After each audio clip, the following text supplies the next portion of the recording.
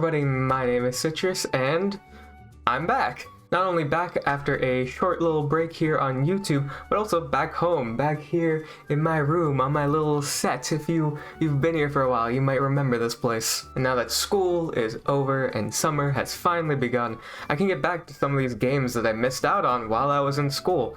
I think I'll start with Elden Ring.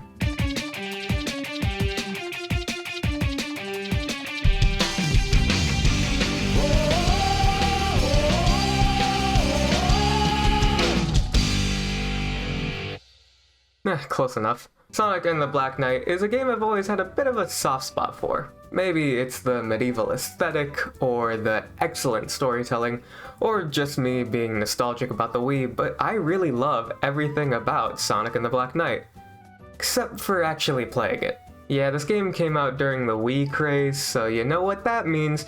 Motion controls that barely work and are the focus of the entire game. Looking at things objectively, Black Knight is not a great game. It has a ton of flaws that fundamentally make the game just not very fun. However, I am not objective, and I think Sonic and the Black Knight, despite all of its flaws, is a really cool game, and has a lot of charm and character, and really just encompasses a lot of what I like about Sonic as a series. Like I said, gameplay isn't Black Knight's strong suit. While it's better than its predecessor, Secret Rings, it's still an on-rails, motion-controlled based snooze fest. You just push forward on the nunchuck and waggle your Wii remote to win. I wouldn't call it bad, necessarily, just boring, like the tail stages in Sonic Adventure 2. Someone's gonna send me a death threat for saying that. But Black Knight makes up for its gameplay shortcomings in nearly every other area. Presentation-wise, it's excellent. All the menus and UI elements tie into the medieval aesthetic nicely, the cutscenes are presented in this sort of animated, comic style which holds up incredibly well, and the graphics themselves, while not on par with something like Mario Galaxy or Skyward Sword, are pretty good for a third party on the Wii, not to mention the variety of locations and set pieces in the game.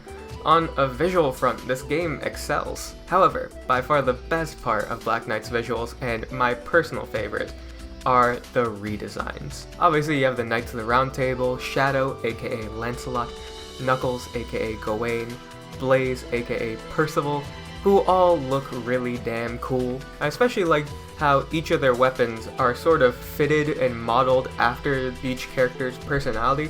It shows that they were looking beyond just the character themselves and looking at every aspect of the design to see if it works well together. Then there's Tails, aka the Blacksmith, and Amy, aka Nimue.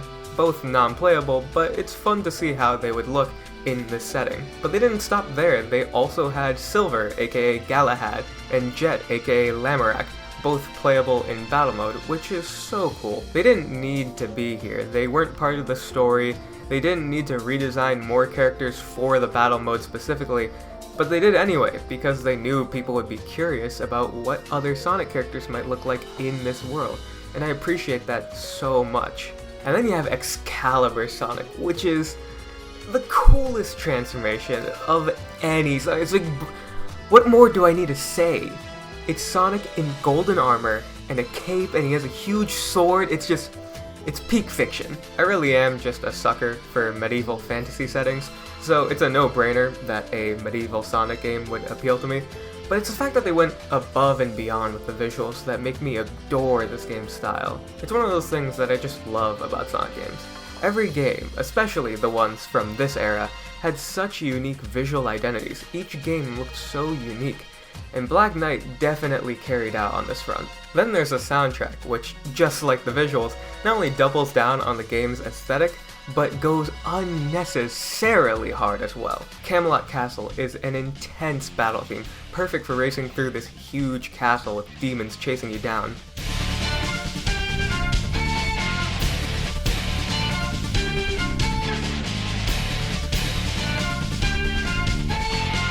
Nimue's theme reminds me of the fairy fountains from Zelda, all atmospheric and dreamlike. It's so pretty.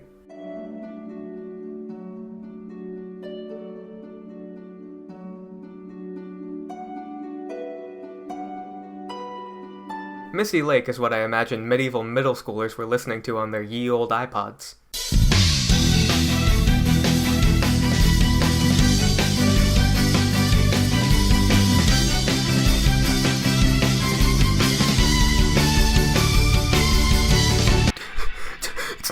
Thanks, Mom!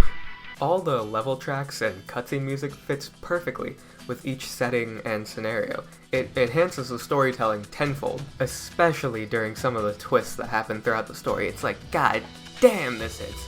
But we'll talk more about that in the spoiler section of the video though. And then there's the vocal tracks, and I don't care what anyone says. Night of the Wind is a fucking banger. It has a much more stoic feel than many of the other vocal tracks in the series, fitting for a game where Sonic must learn to become a true knight.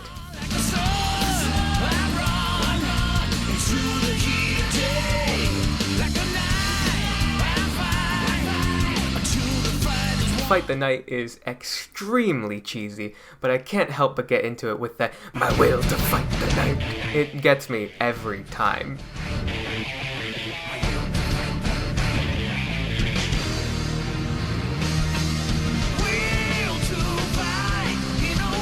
And then there's With Me, which very well might be my favorite vocal track in the whole game. But we'll talk more about that in the spoiler section. Overall, I'd say the music in Black Knight, while it's not my favorite Sonic OST ever or anything, is still so damn good and fits the game incredibly well. You can tell they didn't want to just make a normal Sonic soundtrack and then call it a day.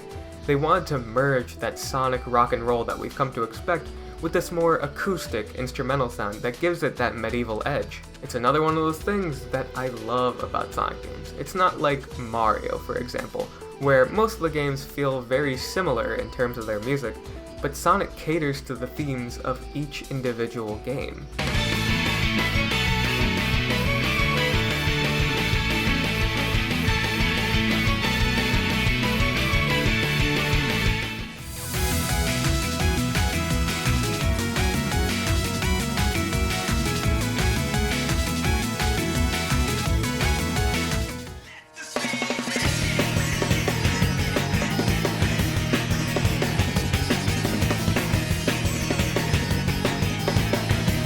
So damn good, and just makes Black Knight's personality shine way more. But now that we've covered the visuals and music, it's time to talk about arguably the best part of Black Knight, its story and writing. A quick recap of the setup: Merlina, granddaughter of the wizard Merlin, summons Sonic into the world of King Arthur. The king has been corrupted by the scabbard of Excalibur, now an evil tyrant enslaving his kingdom and forcing the Knights of the Round Table to do his dirty work. It's up to Sonic to stop the Knights of the Round Table, save the kingdom, and put an end to King Arthur's reign. It's a solid setup, taking the established King Arthur story and twisting it into something unique, and is sort of similar to what they did in Secret Rings, taking the genie from Aladdin and making him evil.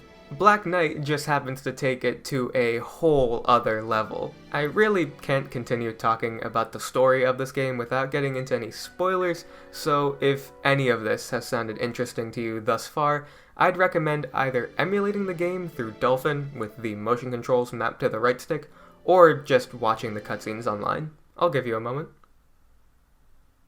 Are we good?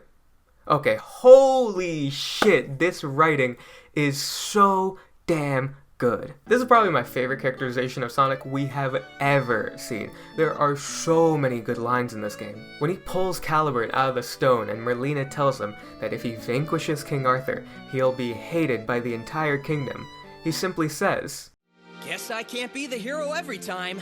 And that's just such a Sonic thing to say. Sonic doesn't care about good or bad or the labels that come with them. He just does what he thinks is right. And I think that line really encapsulates that. Then there's a part after he defeats Gawain and says, "To lose to a mere apprentice, I have been disgraced. Only death can remove this stain upon my honor." Give me a break! What's up with all this drama? Silence! Silence, I say! A knight who fails their king is unfit to live. Isn't there more to being a knight than just serving a king? Huh? I'm out of here. People to save, you know? And again, it's such a cool line, and is especially impactful to Gawain. When you think about the Knights of the Round Table, they are very similar to their normal Sonic counterparts. Shadow blindly follows whatever King Arthur tells him to do. just like he was blindly following what Eggman was telling him to do in SA2. Gawain is loyal to the king, so while he has his grievances with what he's doing, he puts it aside in favor of his loyalty. Just like how Knuckles in the original Sonic 3 was loyal to Eggman and trusted him, which ended up being misguided. And in a similar fashion to the original games, Sonic manages to get Knuckles to come to his senses and realize that what he's doing might not be so good after all. On its own, it's a really cool line, and it's one that'll stick with you if you've played the game, but when you think about it in the greater context of the Sonic series, it's a whole lot more impactful. And there are tons more amazing lines in this game, but I think my favorite one comes from Sonic's confrontation with Merlina. After being betrayed, having Caliburn broken, and getting absolutely pummeled by a demon knight, Sonic keeps getting up. Gawain tells him to stop. There's no point in continuing this fight. But then we get this exchange. A knight never flees his foe, right?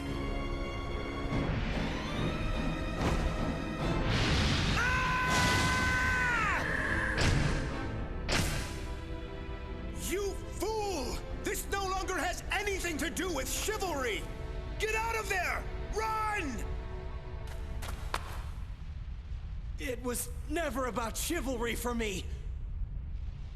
I just gotta do what I've gotta do. That's all. This is peak Sonic writing. It so simply condenses everything about Sonic into a single line. It's so good. And then after this, not only do we get Excalibur Sonic, but also one of the coolest boss fights in the whole series, with one of the coolest villain themes in the entire series. I know I already did the medieval middle schoolers joke, but I was actually blasting this in middle school.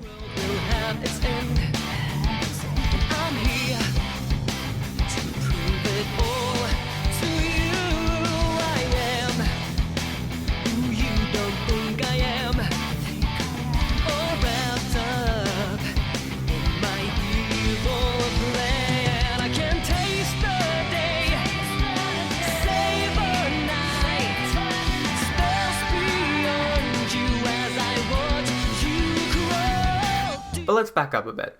Sonic's fighting Merlina? Well, it turns out, after you defeat King Arthur, you find out Merlina just wanted Excalibur's scabbard for herself. She wants to put the world into stasis because she knows that their world is just a storybook created by her grandfather Merlin, and that eventually everything will lead to ruin and warfare. That is fucking crazy. Not only is it a wild twist that I don't think anyone saw coming, but I also really love meta stuff like this, with characters knowing they're inside of fairy tales. Again, Secret Rings did this as well, with Eraser Jin trying to rewrite the stories of the Arabian Nights, but it hits way different in this game, and I think it's because of Merlina. Merlina is easily one of, if not the coolest villain we've ever had in Sonic, in that her motives are so understandable. She learns what will become of her world. She knows it's all going to end in war. And so, it makes sense that as a royal wizard, she'd use her power to try and stop that from happening, even if it means evil underworld demons have to invade. She feels that as royal wizard, she has a responsibility to protect this kingdom, no matter the cost. But it goes even deeper than that. In the actual fight with Merlina, she says, "You could never understand my sorrow at seeing the ruinous future of this kingdom." Because I don't ever want to know such one-sided sadness. And that's just such a good exchange. Again, another example of excellent writing in Black Knight. Notice how Merlina says, "my sorrow," even though she says she's doing this for altruistic reasons. She lets slip that this is mostly about her own sadness in seeing the kingdom in ruin, which is why Sonic mentions this one-sided sadness. She's only thinking about her own feelings, rather than those of the villagers whose towns are now being rampaged by demons. Caliburn reinforces this with his line, "Foolish wizard, you're willing to sacrifice countless others just to escape your own sorrow." And obviously what she's doing is bad, but can you really blame her? This kingdom is the last thing that remains of her grandfather Merlin. It was his creation, with King Arthur as its magnum opus. Seeing the king go mad with power, Knowing that her grandfather's work would eventually disappear, it scared her. But that's also why I think Sonic is such a perfect protagonist for her to go against. Sonic isn't afraid of the future because he knows that he can change it. He never backs down from a challenge and does whatever it takes to set things right. He's endlessly optimistic and is essentially the opposite of Merlina, but that doesn't mean they're adversaries.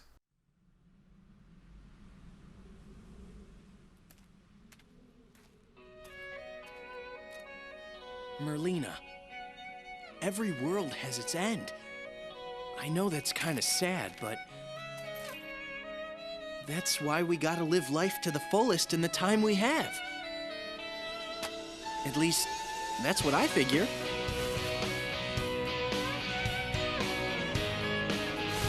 Grandfather. It's a very poetic ending to a complex villain story. To me, Black Knight sets the bar for what Sonic stories should be like. It's a cool premise with great writing and sends a poetic message about how all good things must eventually come to an end. To me, it's a perfect story and the best the series has produced so far. Sonic and the Black Knight is not a good game. Many would say it's a terrible game, in fact. It has many inherent flaws in its gameplay that just make it not a ton of fun. But it's so clear that the devs put their hearts and souls into this project. Every aspect of it feels so deliberate, so carefully crafted just for this game. The art, the music, the story, it all comes together in collaboration with the theme of the game and creates one of the most unique Sonic games in the whole series. And to me, that's what every Sonic game should strive to be. Something that can really stand on its own and do things that no other game in the series has done before. Of course, it doesn't always work out, and some might say Black Knight is an example of that. But I think that's part of what makes Sonic games so fun. Every game does something different, every game is unique, and every game has its fans. It's also part of the reason why our community can never agree on anything. Everyone has such wide ideas of what Sonic should be like. So while many give it a ton of flack, I really love Sonic and the Black Knight, and I hope with this video that a few of you out there who maybe haven't played the game yet, maybe I convinced you to try it out. I don't know. If you enjoyed anything that you saw in this video, consider. You might even like it. But with all that said, thank you guys for watching today's video. If you enjoyed it, click that like button, subscribe if you want to see more videos like this, because it has been a long while since I've made such a thorough scripted video like this. It's a lot of work to make these really heavily scripted videos, so if you did enjoy, consider subscribing, leaving a like, dropping a nice comment. All of those would be greatly appreciated. And while you're down there, tell me your favorite underrated Sonic game. There are loads of underappreciated gems in Sonic's catalog, so I would love to hear from you all what your favorites are. But again, thank you guys so much for watching, and I'll see you all later. Peace.